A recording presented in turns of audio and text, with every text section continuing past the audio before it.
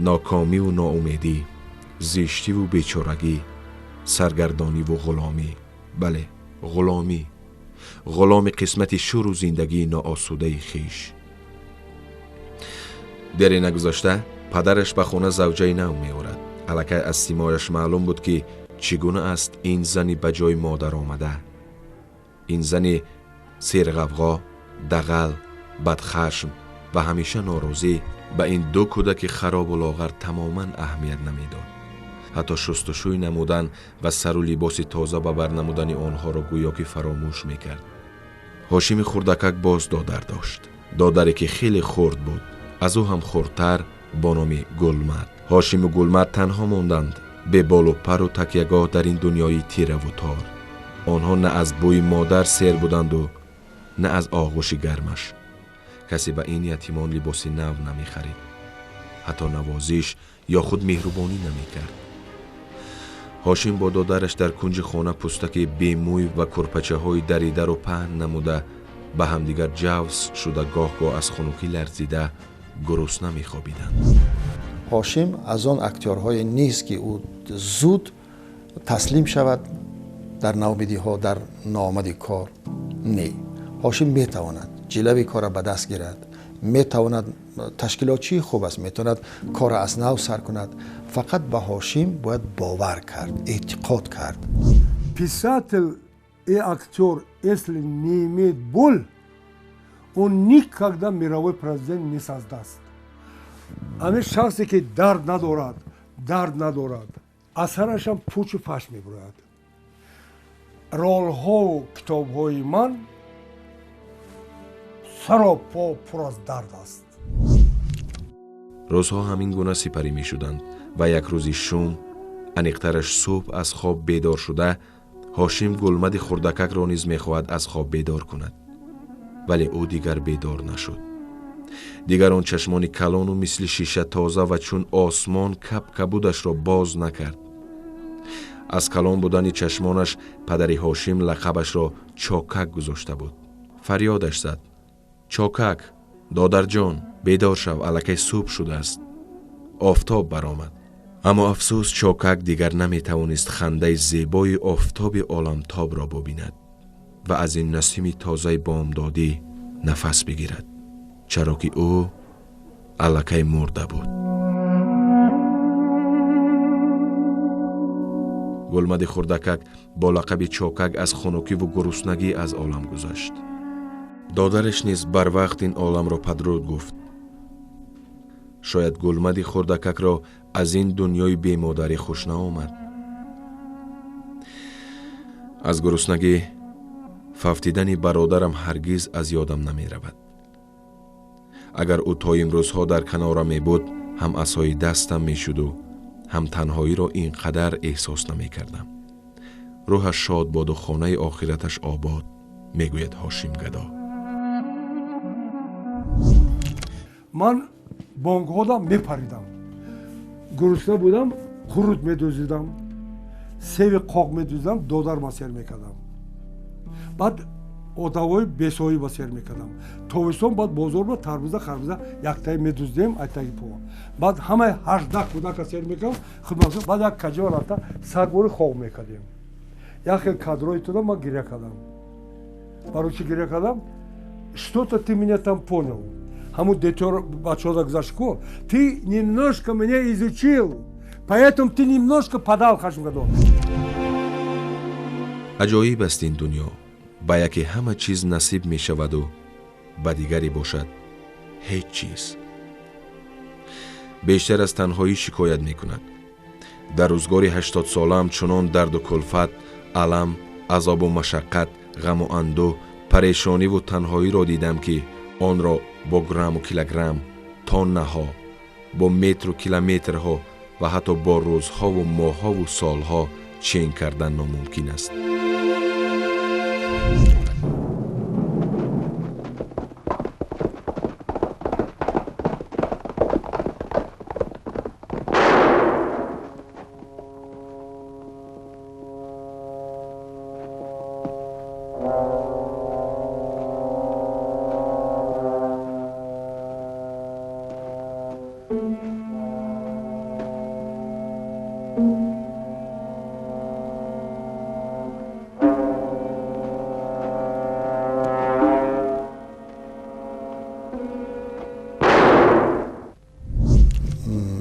خوشبختانه هاشم هست در عالم هنر، علل خصوص هنری صحنه همچون اکتیور شخص بی‌نظیر است.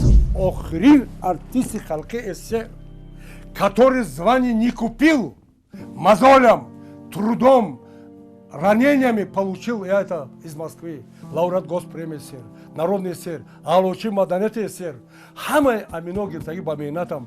И барошум гадо не имиджи тоҷик аст. دوبلیر نمیداد دوبلر بازی کند، همه کار خودش میکرد. اینم هر هنرپیشه این کارو نمیکند.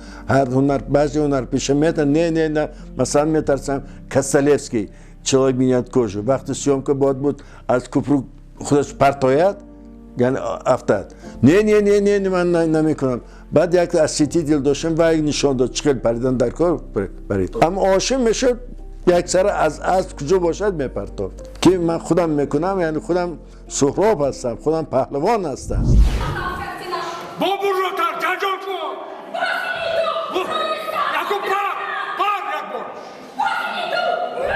میخواهد در صورت خود هم صحبت بیابد، در صورتی که او را درک کرده تواند او کی است، چرا عمرش را با اینقدر رنج زحمت ها گذرانیده برای آفریدن نقش قسمتش را به حلقه بیشتر قسمت را به حلقه هنر بپیوندد. در این حلقه، در این رشته وطنداری است، ننگ ناموس است، افتخار است، پرچم دولت است، پرچم ملت است، نام بلند است، احترام بلند هنر است. در فکر و اندیشه و در هستی طبیعی خودش همون غیوری را همون چیزا مثال دیگر تغییر دادن نتونست مادرزاد همین چیزا همون صحنه‌اش بسیار چیزا را تماشا کنید، همون خصلت اصلی خودش هست در همون رولایی که بازی میکنه. У тебя много врагов.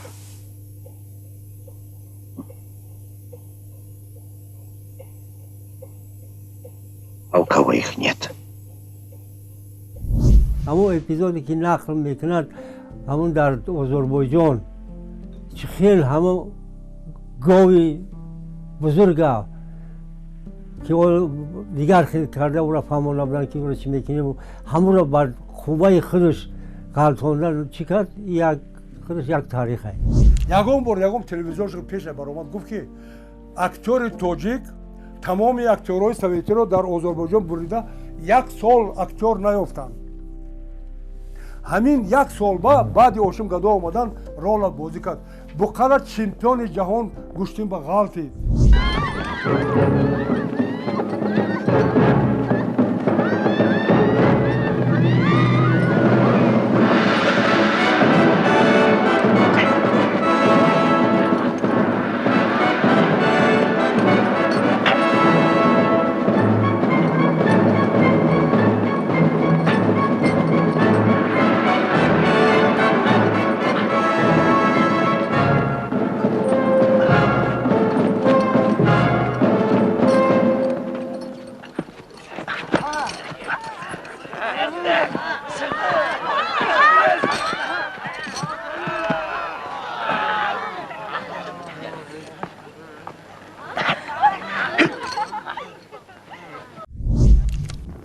همین فیلم یک سال با 5 بار محکم مدینه برای آذربایجان نگاه میکنند. من کتاب سهراب میتیم اونجا مکتوبی آدمای آذربایجان میخونیم. می молим на твое имя. Ви гордость азербайджанского народа. Мана урусо мега гордость тоҷиков гордость. Тоҷик намега. Сабаб чи аст, ман аз ту мепурсам. Сабаб чӣ гуноҳ дорам? Биёред доказат кунед. монтажни съёмка нишон дед. Чӣ гуноҳ дорам? Хона ва зан надорам ман. Як одиноки одам. аз занам ҷудо кардам. داراترین انسان میخواست که فرزند خودش همین نقش آفرید و در تاریخ کینو ماند. وقتی بازی هاشم رو دید از رایش گشت، در خجالت کشید و به خودش در نزد خودش کاری ناسواب میشود گفت. طبیعتاً خصلتش و رفتارش که چون طبیعی است، ساختکاری نداره. این از روی غیور و هیچی من غیوری چه نمیکنم و همون خیلی ما همون فکر میکنیم که این تکبری میکند این خیلی مثال پسند نمه این نادرست است و طبیعتا خودش هم خیله فعلش هم خیله همین رفتار این مادرزاتیه این چیز دیگر کرده نمیشه تمام اکتورهای سویتی در رول بوسماچی این خیلی بوسماچی تو ندیده 80 تا بوسماچی проверка کرد یک جوش گویم پکر میشه ремені بوسماچی موضوعی هم بوسماچی هم بوسماچی ها رو توشخان با میبودد میپرانازد میسپا ای архив ремені یک بار نگاه کن صورت دارم چرمای قدیمه پوپشی موزه در یک 3-4 деталам هم айма 4 босмачира 4 хел бозӣ кардагӣ босмачиҳои ман чӣ маъно доранд тамоми актерҳои дунё немиса беақл бозӣ мекунад босмачира беақл бозӣ мекунад тупой агон босмачиро дида босмачи аходи мерархалва аз боку хат омад ман зор гирья кардам вақти тропа куҷо ба дидед ки тамошобин босмачиро паронан гирья кунад санъата бир аходи мерархал дидагими охир ва боло пулемет мепаронад ай боку хат омад вы так сыграли басмача что я забыл что это враг народа ҳамин босмачиҳои ман фарқ мекунанд дар театр як роли легендари дорам ай ҳама ролам боло меса намедонӣ ту роли штирлес бозӣ кард ку Тихонов ман гестапоя бозӣ кардагӣ дидагӣ одам то ҳозир нақл мекунад немисҳо дар зал тамошо кардӣ сутучиноро бой додагӣ баъди тамом шудан мана орган фарёд кард ино ба гӯй ту ай куҷо ман гуфтам ай тоҷикистон бачаи Куноб гуфт ки ино мегӯянд ё бачаи немисай ё немисҳо ҳаминҷо омагӣ таваллуд кардӣ Максимов, ты, командир, свое дело знаешь. Пойми, если захочу, хоть с половиной отряда, да уйду я. Ты об этом подумал? Подумал. Но я всегда считал тебя умным человеком. Нет. Я глупый человек, Курбаши Максимов. Очень глупый. Я шел сюда освобождать своих братьев-мусульман. Я долго готовился к этому. Мирился с подлостью, ложью. Я дружил с людьми, которым в другое время руки не подал бы с такими, как Тагай.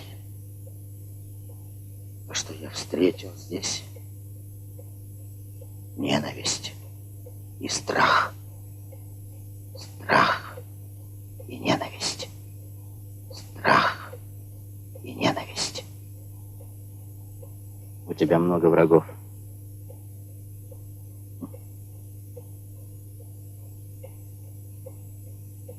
А у кого их нет? Люблю этого принципиального, люблю этого странного в творческом поиске актера и режиссера, потому что я недаром говорю актера и режиссера, потому что я очень много в городе Душанбе смотрел много спектаклей, которые поставил Хашим. Они очень странные, они очень со своими поисками, принадлежащие только Хашиму Гадоеву.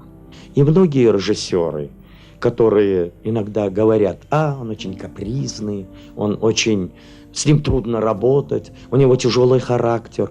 Я считаю, что это неправда. Хашим очень талантливый, он очень капризный от того, что требователен к своей роли. Если роль не выписана, если в этом эпизоде не сделан диалог, он капризничает. И он требует, вы понимаете ли, его капризы для того, чтобы на экране получилась роль или на сцене тоже получилась роль. А многие, будем говорить, серые режиссеры находили повод говорить, что он очень капризный. Талант может работать только с талантливым человеком. Ай-яй-яй. Я же не знал, что это ты. Передали, какой-то красный вынюхивает. Ребята погорячились. Зачем ты пошел в горы?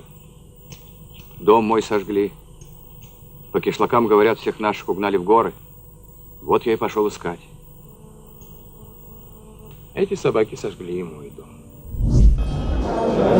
имрӯз ба мисли ҳошим гадоев ба фикри ман дар ҷумҳурӣ чунин як ситораи театр надорим, гӯям ҳам хато намекунам. ин ҳам коргардони бузург, ҳам актёри хеле бузург аст. хусусан номи ҳошим ин аслан ҳунар аст ва номи ҳошимгадо ин одаме ки тамоми умр дар такопуи ҷустуҷӯи санъат аст. من میفخرم که با این مرد در سرزمین تاجیک همراه قدم میزنم و از هنری والای او به امتا خرسندم. Послушай, Рабия, ты видела, сколько здесь садов, сколько земли. У нас есть лошадь. Будем работать. Я ухожу. Что ты? Я заплатил за тебя. اون همچون یک ذخیره بزرگی هنر، یعنی که تا آخر استفاده برده نشد، این گناه او نیست. از این رو او از مردم کناره‌جویی میکند، از تئاتر مثال کناره‌جویی میکند، خفگی میکند. او حق دارد. من هاشم گدایفش 100% حق میشمارم. او حاضر نکند کی میکند این کارا؟ کدام وقت میبینم میخنده ظفر نازی گفتم خیلی میکنه، من میرم چاکشون میکنم میگم من خامشام با سلام کنم، از ما دراز خداش بیاد ما خامشام با سلام کنم. گفتم به همین چیزا یک حالت ها، یک رفتار ها، یک چیزای دارد که همون چیز مثلا در دیگه صنعتکاران نیست.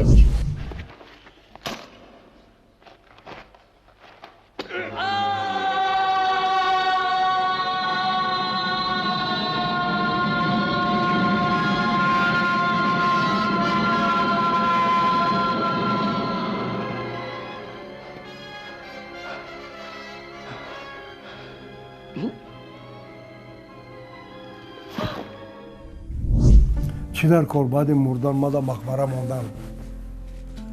چی در کار برای ما کوچه و نام ماندن، تئاتر ماندن؟ نمانید، نویس. من با نه مقبره مانید، نه هیکل مانید، نه کوچه مانید، هیچی نمانید. زنده نیست سحر و علم جادو کرد. زنده نیست سحر و علم جادو کرد. زنده نیست شاه و نوشدارو کرد. زنده سهراب کشته را او کرد. نقش آفرینی ناتکرار. Открой лицо, и кишмиш станет слаще сахара. Нет, нет, нельзя. Почему нельзя? Все равно женой будешь. Ну, открой.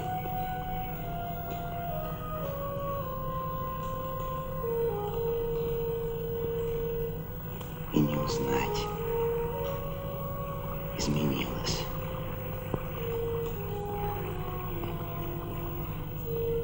Ну, ешь, ешь.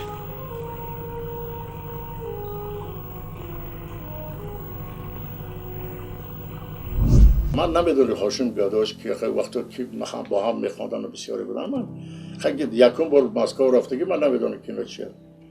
خیلی شتگی بودیم، بعد از اونها باید که ما یک سه سرود میخواندیم. من بودم، جرابیک مراد بود، شایسته ملاجانو بود.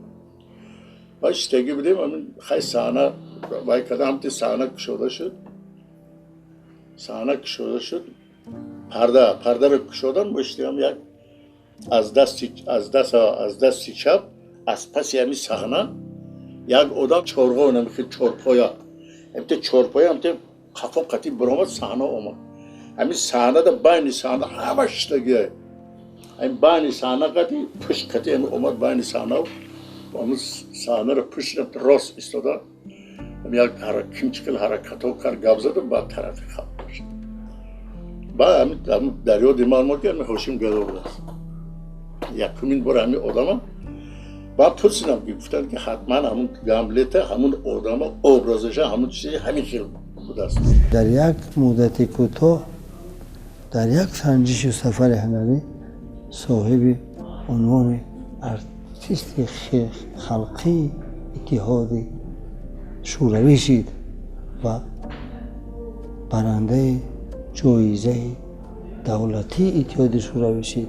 این همچنین برنده جایزه دولتی به نام ابو عبدالله رودکی شد. این بیهوده این عنوانها را به او نمیدن.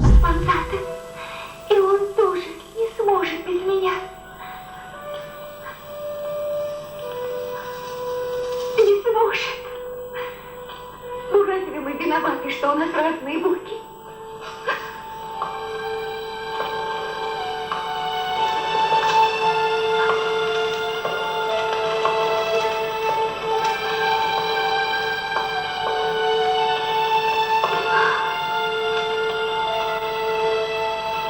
Слава тебе.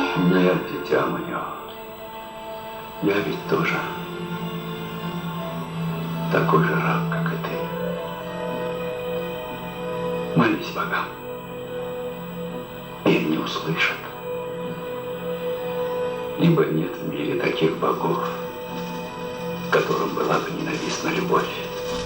استاد هاشم گدایف همچون آموزگار هم بی‌نظیر هستند.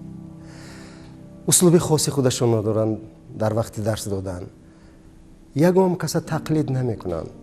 همه وقت کوشش میکنند که سخن روز رو یافته توانند. دل دانشجویان رو به دست درآورند و همه وقت درسشون مثل یک عید میگذرد.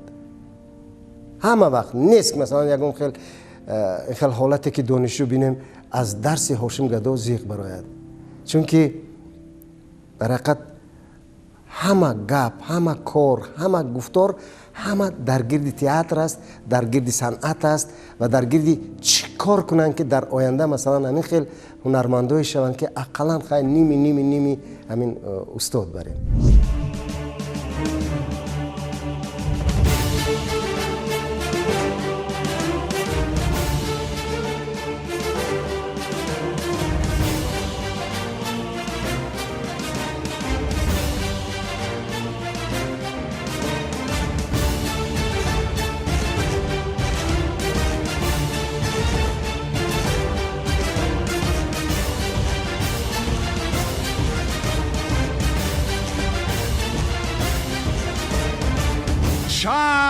سال در صحنه بود او استوار، حالیا 80 را گشته سوار.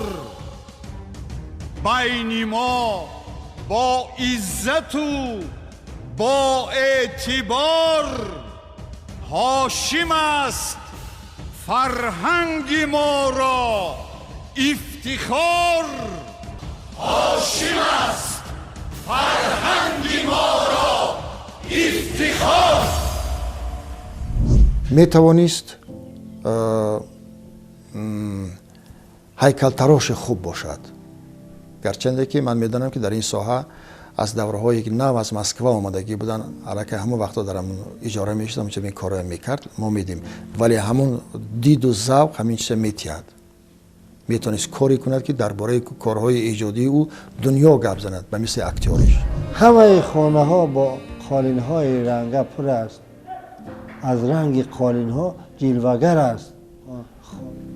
فرش خانه هاشم گدا از کتاب ها رنگه است.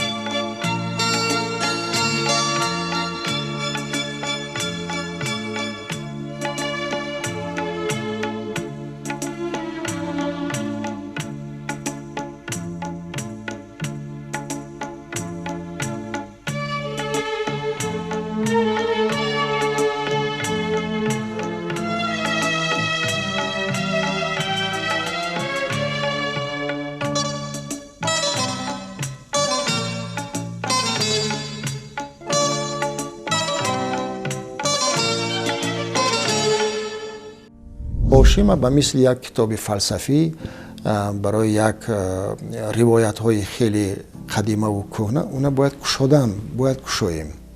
و خود استاد هاشم هم اینا نقض میبیند. وقتی که او را میفهمند، وقتی که او را کشف میکنند، از این چه راحت میشود و همین خیلی است. زحمت اثر آفری، زحمت نقش آفری، زحمت کارگردانی را میداند، چیزی سبک را نمیپسندد.